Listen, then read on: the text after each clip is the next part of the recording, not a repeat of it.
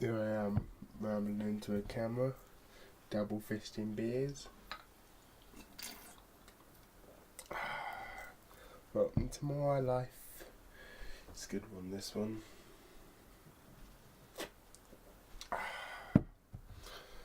I've been sick recently. I'm still kind of sick. I've been like quite sick. I'm now like pretty much at the end of sick. To the point where you could probably call me mostly well. But so yeah, I've been sick, so I haven't been able to drink, which has sucked. But now I can drink again.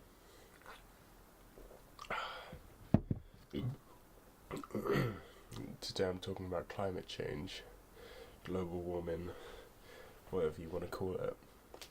Firstly, make it clear I'm not a climate change denialist. It's happening, and it's caused mostly by humans. But whether or not, I mean, this is the thing you have to understand, right? Is that it's framed badly, mostly by, I mean, most climate change activists are leftists. I just got some sort of phone message. It's rare. Most climate change activists will frame it as we're destroying the planet. You know, that's the common phrase used. We're destroying the planet. The planet is a big hunk of rock that's like 2 billion years old. We're not destroying the planet. I don't think we could, even if we wanted to. Even if we launched all the nukes in the world at once, I don't think they'd actually like crack the planet in half. We're not destroying the planet. Destroying the global ecosystem is the more accurate word for it, but even that is not true, because we're just changing the global ecosystem, which every animal does by existing. Every time the environment changes, the ecosystem gets destroyed and rebuilt. I don't think that humans are going to wipe out every living creature on Earth. What we're really doing is killing ourselves, right? What we're doing is making the world more uncomfortable to live as a human being in. I mean, we're killing a bunch of other species too, but that's just how it goes. I don't feel empathy for them, because, like, they're creatures that if an animal doesn't fit in with the environment that exists around it, then it dies off. That's how evolution works, right? And you can't say we're changing too fast for evolution, because the Earth has gone through periods of rapid change, even in the climate before, right? This might be more extreme than most, but it's not like that. I mean, it's just because humans are doing it and we're aware that we're doing it that makes a difference. Normally it's something that's not aware of itself doing these things, but in this case we're aware that it's happening. But I don't really think that makes a difference, because just because we're aware of it doesn't mean we have any responsibility to do anything about it. And more importantly, even if we did, we're way too far gone to do anything about it.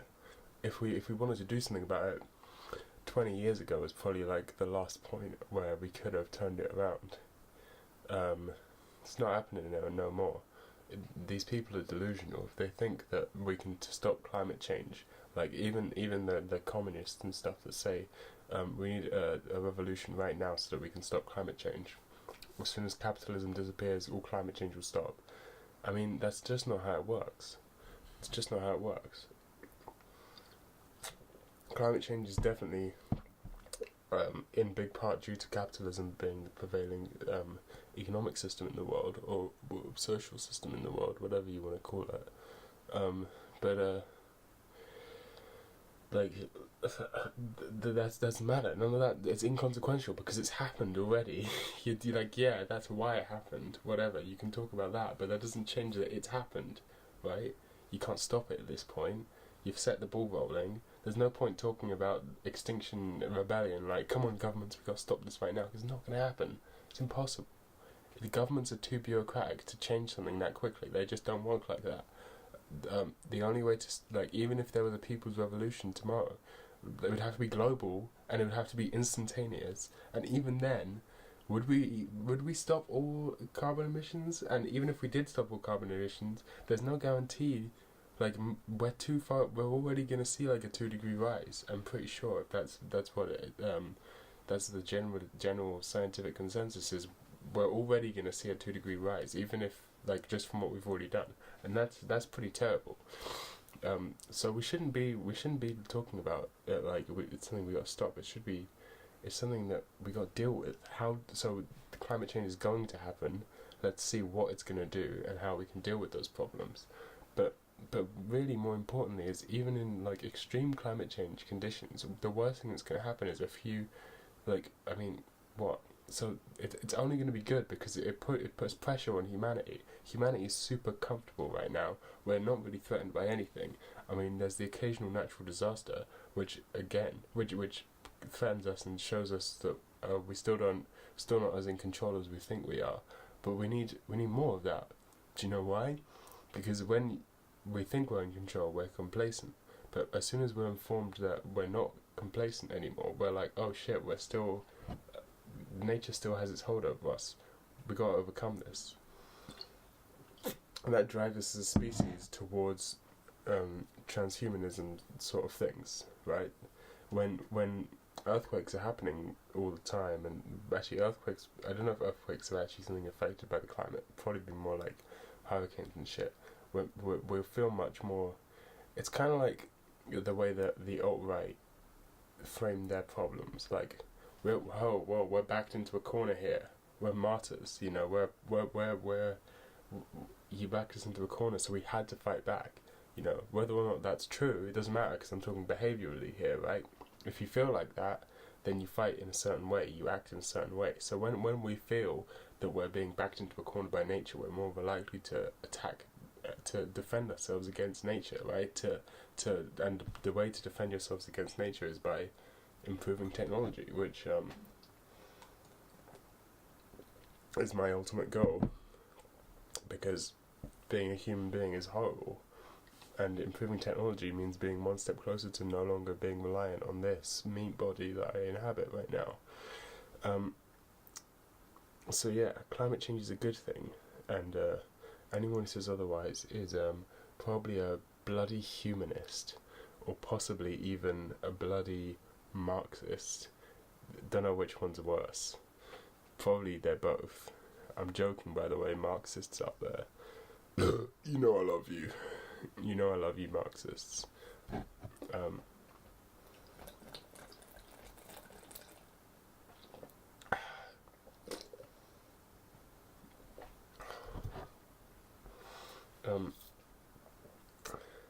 I mean, generally I see human beings as a net negative anyway. So, I predict mass die-offs. Oh, by the way, read Desert. There's a link in the bottom. There's a link in the description of this video to where you can read Desert. It's a great book. Everyone should read it, no matter where you fall on the political spectrum. I mean, it's framed from a more anarchisty kind of view, but I can see everyone getting some sort of getting something out of it. Generally, people say it's like an eco anarchist, green anarchist book, but I think it's much more of a anarcho-nihilist kind of thing. It says, it's basically, the book explains how the future climate catastrophe is going to pave the way for more anarchies around the world, especially in Africa, when it's going to be mostly covered in desert, because it's very hard to control people when they it's very hard if you're sitting there with no food and you see a big fat porky capitalist there with his meal. It's very hard to convince those people that they shouldn't go after that meal. So it sets a great stage for revolutions. Is basically, that's a bastardization and a summation of the book, which goes into a lot more detail and stuff.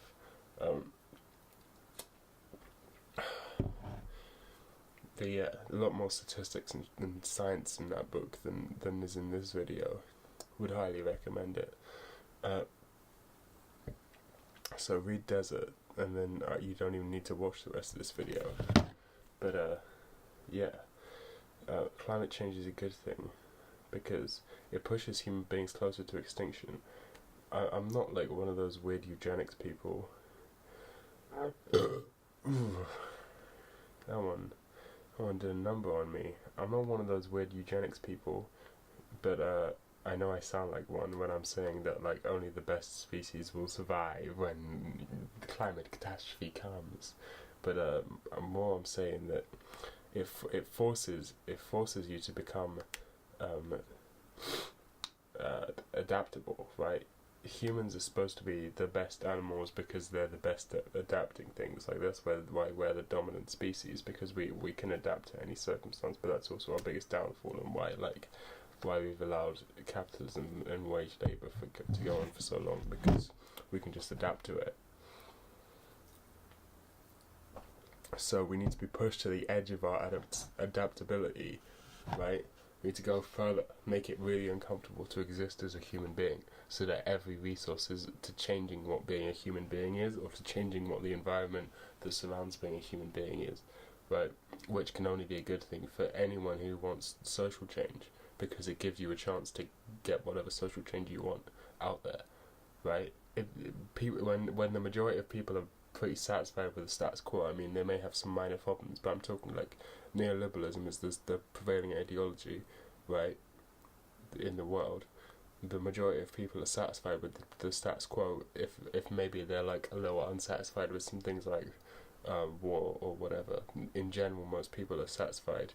Like the problems that people have with the stuff is things that are like super basic, like super inconsequential, right, on the grand scale of things, super normie tier, right? Like when you push humanity, when you push the species, the planet to its limit, when it becomes a struggle to even like when it's less easy to just adapt, right, to the circumstances, then people are more likely to demand social change. So here's what I'm saying. Yes, a bunch of most of climate change is caused by just a few companies, and you should spread that message, because the idea of blaming climate change on you, like you specifically, hey, it's your fault that the planet's heating up because you own a car. I didn't even own a car. No, it's the fault of fucking like BP and Shell. Like, that was a bullshit argument, but this is the thing. We gotta use this to our advantage. You can't just sit here complaining. You can't just be like, "Where climate change? I didn't even do anything. Blame them. Where they fucked up the planet. Now the planet's fine. Even if we bomb the shit out of everything, blew ourselves up, blew every life on the surface up. Like, do you think that some extremophile living in an ocean vent feeding off of minerals coming from the Earth's core is going to give a fuck about that? No, we couldn't exterminate all life on Earth if we tried, right? It's impossible. They just found a massive culture of living organisms like bacteriums and stuff living underneath, like really far down underground, that have been there for thousands of years. I'll see if I can find a link to that. I probably can't. I can't be bothered to link that. I'm already linking Desert. This is more effort than this channel deserves.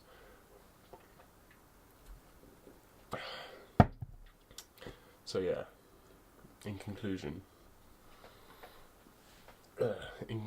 fucking pollute, fuck trees, fuck amperms. Fuck nature, which doesn't even exist. That's a topic for a whole other video. Nature doesn't exist. Fuck everyone who ever lived. All of them. Only shouts out ever gives to Diogenes the Cynic, and whoever invented beer. That is not a pretty face. I look like that. The I funny meme. That's a good one. Yeah.